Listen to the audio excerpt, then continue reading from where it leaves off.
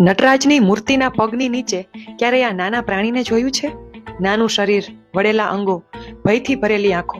મોટા ભાગના લોકો નટરાજના ભવ્ય નૃત્યને તો જુએ છે, પરંતુ તેમના પગ નીચે સંઘર્ષ કરેલા આ નાના જીવને ક્યારેય નથી જોતા. આ પ્રાણીને અપસ્માર કહેવામાં આવે છે. દક્ષિણમાં તેને મુયાલકા તરીકે ઓળખવામાં આવે છે. પણ આ અપસ્માર છે શું? પૌરાણિક કથા મુજબ પ્રાચીન સમયમાં જંગલમાં રહેતા અમુક ઋષિઓમાં અહંકાર વધી ગયો.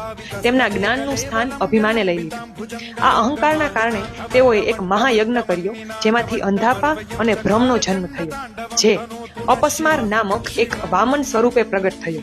અપસ્માર એ સૃષ્ટિમાં અજ્ઞાનતા અને ભ્રમ ફેલાવવા લાગ્યું, જેનાથી જ્ઞાનીઓ પણ વિવેક ભૂલી ગયા. ત્યારે ભગવાન શિવ અસ્ત્ર કે શસ્ત્ર લઈને નહીં, પરંતુ ચહેરા પર શાંત સ્મિત સાથે બ્રહ્માંડના નર્તક નટરાજ તરીકે પ્રગટ થયા.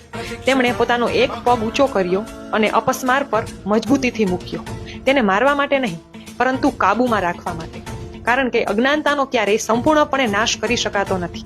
જો અજ્ઞાન સંપૂર્ણપણે અદ્રશ્ય થઈ જશે તો જ્ઞાનનું મહત્વ જ નહીં રહે. અપસ્માર જીવંત છે, પરંતુ હંમેશા શિવના પગ નીચે દબાયેલો છે. હવે પછી તમે નટરાજની મૂર્તિ જુઓ તો ધ્યાનથી જોજો. તે નાનો વામન અપસ્માર પગ નીચેથી છૂટવાનો પ્રયત્ન કરતો દેખાશે. નટરાજની આ છબી સદીઓથી એક સરળ સત્ય શીખવે છે કે આપણે આપણા જીવનમાં આગળ વધવા માટે, જ્ઞાન મેળવવા માટે આપણા અહંકાર અને અજ્ઞાનતાને પગ નીચે દબાવી રાખવા પડે છે, કાબૂમાં રાખવા પડે છે. હર હર મહાદેવ.